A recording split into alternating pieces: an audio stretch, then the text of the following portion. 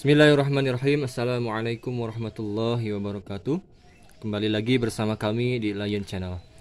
Pada kesempatan kali ini kita akan meneruskan pembahasan masih tentang pelajaran bahasa Arab untuk kelas 7 MTS KMA 183. Di video kali ini kita akan membahas tentang mubtada khobar, mubtada dan khobar. Namun kali ini agak lebih khusus, mubtadanya yang bentuk isyarah, isim isyarah, dan khobarnya dalam bentuk na'at atau dzaraf makan. Oke. Sini untuk mukadimah nomor 3 ya. Sebagaimana disebutkan pada bab 1 ya, bab mubtada. Kita sudah mempelajari apa itu mubtada di bab 1. Kalau lupa lagi silakan dibuka lagi di bab 1. Adalah mubtada adalah kata benda atau isim ya yang berada di awal kalimat. Ingat ya.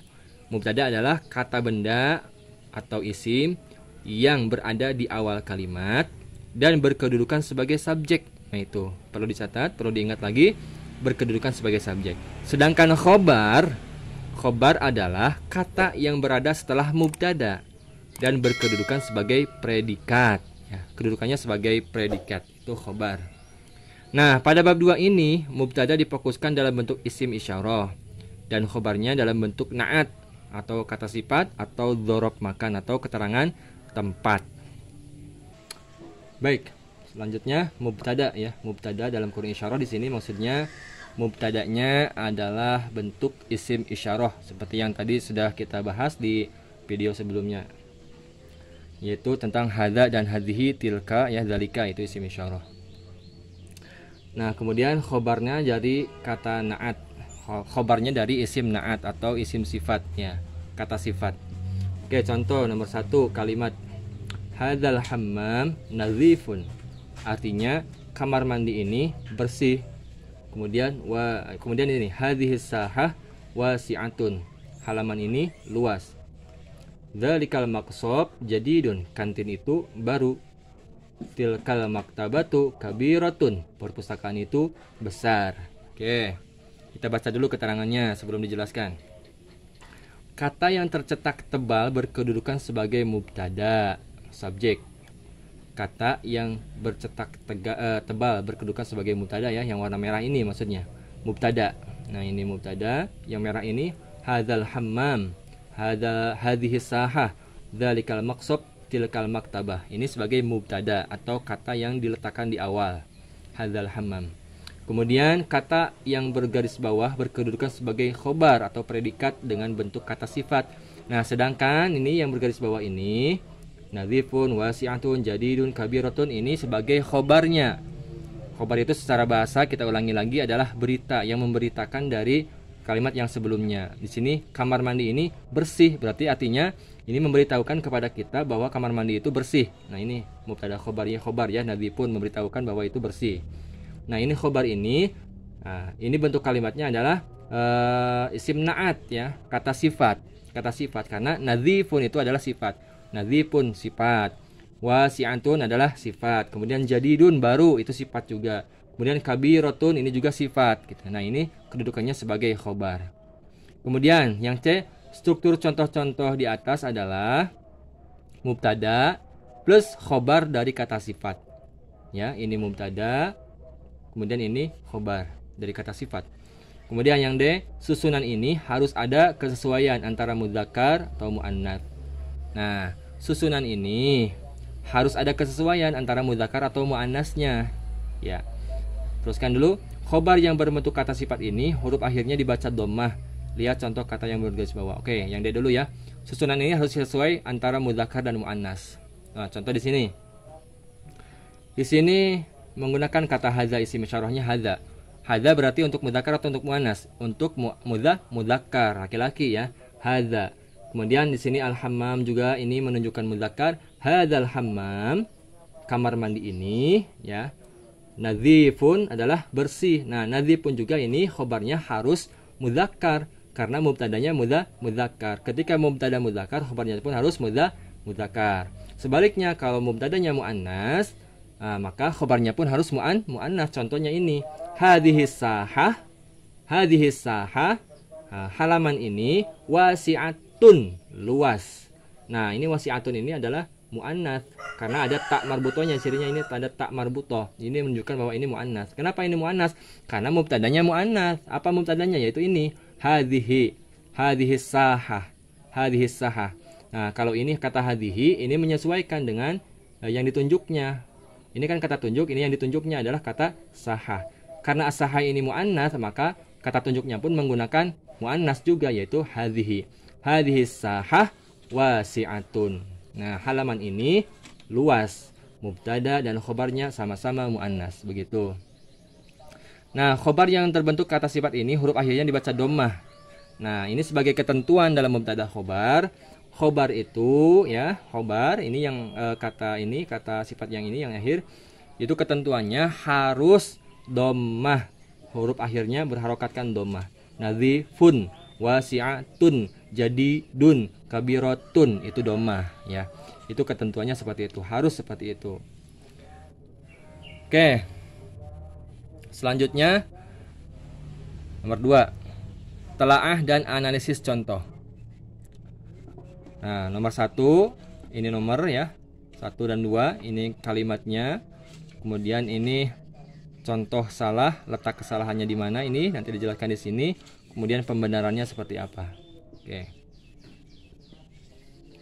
Ini mencontohkan yang salah ya, mencontohkan yang salah. Nomor 1. Tilkal ghurfatu shaghirun. Tilkal ghurfatu shaghirun. Ruangan itu shaghirun kecil. Oke, secara makna fine-fine aja ya, tidak ada masalah.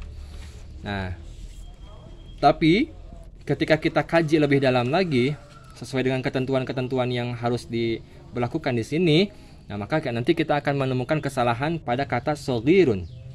Shaghirun. Kenapa? Karena shaghirun ini adalah bentuknya mudzakkar. Seharusnya shaghiratun, harus muannas. Kenapa? Karena al-ghurfatu berbentuk muannas juga atau perempuan juga. Mana? Ini tilkal ghurfatu. Nah, ini kan muannas. Tilka itu kan menunjukkan isim isyarah muannas. Al-ghurfatu juga muannas karena ada tak marbutohnya. Nah, maka khobarnya pun harus muannas, seharusnya shaghiratun. Nah, maka di sini dibenarkan menjadi tilkal ghurfatu shaghiratun. Itu yang dimaksud dengan harus sesuai antara mubtada dan khobarnya dalam segi mudzakkar atau muannasnya. Nah, contoh satu lagi, dzalikal bustanu wasi'atun. Ini juga salah. Kenapa? Kata wasi'atun harusnya wasi'un. Kenapa? Karena al-bustanu, dzalikal bustanu itu berbentuknya laki-laki. Maaf, ini salah. Harusnya laki-laki. Dzalikal bustanu wasi'un. Harusnya gitu ya. Wasi'un karena ini mudzakkar, maka khobarnya pun harus mudzakkar. Maka dibetulkan di sini menjadi dzalikal bustanu wasi'un.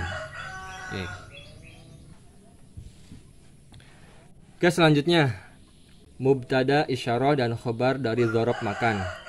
Kalau tadi sudah kita bahas antara mubtada yang berbentuk isyarah dan khobar dari isim sifat ya, na'at. Nah, sekarang khobarnya adalah dari bentuk dzaraf makan ya, atau kata keterangan tempat. Oke. Sini nomor 1 contohnya, hadzal makhzan fil idarah. Hadzal makhzanu fil idarah. Nah, gudang ini ada di kantor. Nomor 2, hadhil qa'ah fawqal maktabati. Aula ini ada di atas perpustakaan. Dzalikal maidan amamal ma'mali. Lapangan itu ada di depan laboratorium. Kemudian tilkal ghurfatu bainal masjidi wal ma'hadi. Ruangan itu ada di antara masjid dan ma'had. Kita bahas sekarang. Kata yang tercetak tebal berkedudukan sebagai mubtada. Nah, maksudnya ini ya. Hadzal makhzan, hadhil qa'ah, dzalikal maidan, tilkal ghurfah. Ini sebutnya mubtada atau subjek. Kenapa? Karena ini diletakkan di awal kalimat. Kemudian kata yang bergaris bawah kedudukan sebagai khobar, predikat dengan bentuk kata keterangan tempat. Nah, yang bergaris bawah ini adalah khobarnya ya, atau predikatnya. Nah, cuman predikat ini adalah dari kata atau dzaraf makan, isim dzaraf makan atau keterangan tempat. Nah, di video-video sebelumnya kan kita sudah membahas ya, dzaraf makan itu apa saja. Ada fi, amama, fauqo, kemudian tahta dan lain sebagainya. Nah, ini salah satunya adalah fi contoh. Hadzal makhzan, gudang ini, fil idaroh, di dalam kantor, begitu. Ini khobarnya fi, ini mubtada'nya, gitu ya. Nah, ingat khobar itu adalah yang memberitakan si mubtada. Hadzal makhzan, gudang ini, fil idaroh. Fil idaroh ini berarti memberitakan kepada kita bahwa idaroh bahwa makhzan atau gudang ini ada di idaroh, di dalam kantor, begitu. Hadhil qa'ah, aula ini fauqal maktabah, berada di atas perpustakaan. Nah, ini juga khobar ya, fauqal maktabah. Dzalikal maidan amamal ma'mal, juga ini sama, ini mubtada'nya, amamal ma'mal ini khobarnya. Nah, khobarnya ini sebetulnya dari sini ya, amamanya, kata amamanya dzaraf makan, begitu. Ini juga sama, bainal masjidi wal ma'hadi. Oke, sampai di sini jelas ya, mana yang disebut mubtada dan mana yang disebut khobar.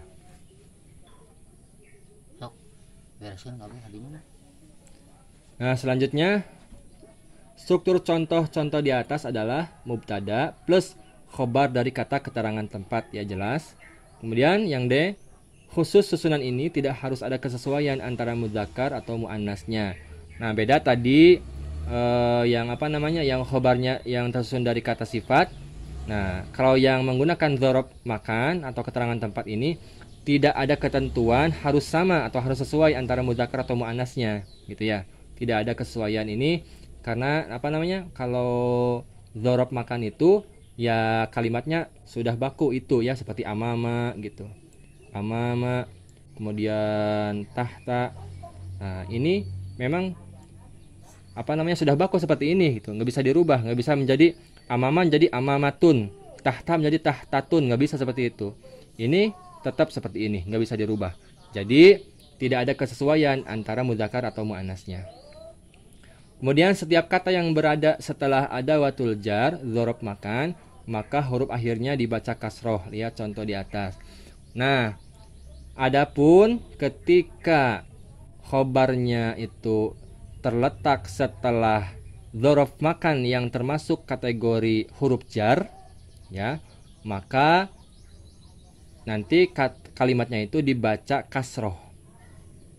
Contohnya yaitu fi ya. Fi ini dzaraf makan. Keterangan tempat artinya di atau di dalam. Ini juga fi juga termasuk salah satu huruf jar. Huruf yang tugasnya mengkasrohkan kalimat setelahnya, menjarkan kalimat setelahnya. Nah, tadi contohnya seperti hadhil makhzan. Iya betul. Hadhil makhzan. Kita tulisnya di sini. Hadhil makhzan.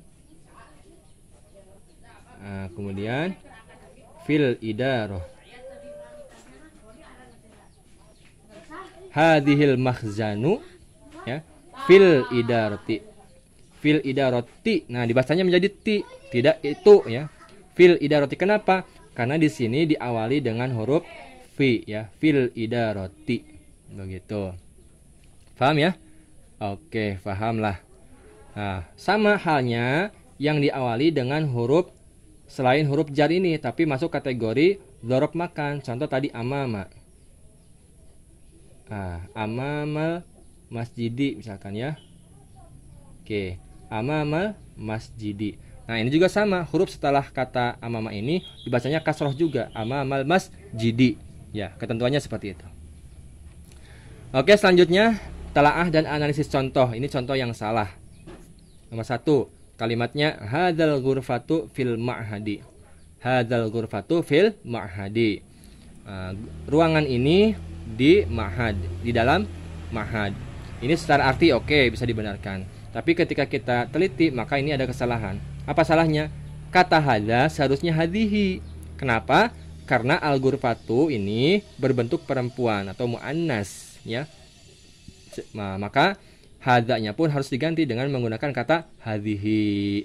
Karena ini isim isyarah, ini yang ditunjuknya. Ini kata tunjuk, ini yang ditunjuknya harus sesuai. Maka diganti menjadi hadhil ghurfatu fil ma'had. Ruangan ini di ma'had. Oke. Satu lagi. Hadhil madrasatu janibal masjida. Nah, ini ada yang salah juga. Nah, dari sini sudah benar. Hadhil madrasatu. Hadhihi ini kata tunjuk untuk perempuan. Al madrasatu juga perempuan karena ada tak marbutohnya. Janiba ini dzaraf makan, betul. Janiba di samping. Nah, al masjidi. Nah, ini yang bermasalah. Kenapa? Seharusnya al masjidi dengan harokat kasroh, tapi ini menggunakan harokat fathah. Janibal masjidah. Maka ini menjadi salah. Seharusnya yang betul adalah hadhil madrasatu janibal masjidi. Nah, begitu ya. Oke, paham ya? Oke, kita lanjutkan. Yang keempat, kata tanya aina, min aina, dan ila aina. Ingat, aina, min aina, dan ila aina. Nah, ini artinya. Aina artinya di mana. Kemudian min aina dari mana. Ila aina kemana. Di mana, dari mana, dan kemana. Ingat ya, aina di mana, min aina dari mana. Ingat, kata min diawali dengan kata min berarti dari. Min itu artinya dari. Kemudian aina di mana, maka dari mana. Kemudian ila itu artinya ke. Nah, ini aina di mana jadi ke mana, begitu. Untuk menanyakan, ini fungsinya untuk menanyakan. Kalau aina untuk menanyakan posisi atau letak benda. Nah, oke. Kalau min aina ini fungsinya untuk menanyakan dari mana datangnya suatu benda. Kalau ila aina fungsinya ini untuk menanyakan lokasi yang dituju. Ya, paham ya? Kalau di mana berarti kita menanyakan letak benda di mana posisinya. Kalau dari mana berarti kita kan menanyakan sudah dari mana datangnya itu kan suatu benda itu. Kalau kemana berarti kita juga berarti paham. Kalau kita menanyakan kemana berarti kita menanyakan tujuannya. Oke, contoh percakapan. Al-qa'atu 'alal maktab. Oh, maka dari sini dulu ya, pertanyaan. Contoh pertanyaan. Kemudian ini jawaban. Aina al-qa'ah? Di mana pena? Al-qa'ah. Oh, ini qa'ah itu sebetulnya kan aula kan. Aina al-qa'ah, ini salah. Aina al-qa'ah? Di mana aula? Al-qa'atu 'alal maktabah. Ini mungkin kolam ya. Al-qalamu. Aina al-qalam, kita ganti ya, maaf. Oke. Al-qalam. Aina al-qalamu? Di mana pena? Al-qalamu 'alal maktabah. Pena itu di dalam tas. Ya. Gitu. Kemudian ini min aina. Min aina ji'ta, dari mana kamu? Min aina ji'ta, dari mana kamu datang?